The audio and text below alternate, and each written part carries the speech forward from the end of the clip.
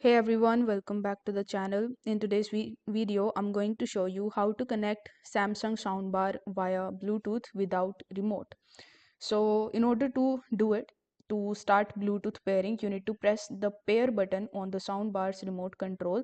The display will show BT pairing.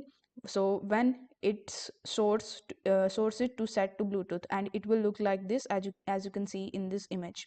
Now, if you don't have a soundbar remote, just press the multifunction or source button on the soundbar until the display says BT pairing.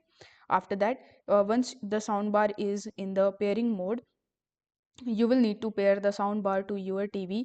For a Samsung TV, you need to navigate to and select settings, then select all settings and then select sound.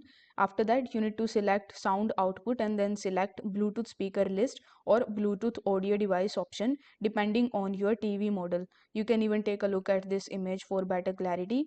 Finally, you need to select your soundbar and then select pair and connect. Now, sound from the TV will be played through your soundbar, and this is how you can basically connect your Samsung soundbar via Bluetooth. If this video helped you out, don't forget to like the video and subscribe to the channel. Thank you so much for watching.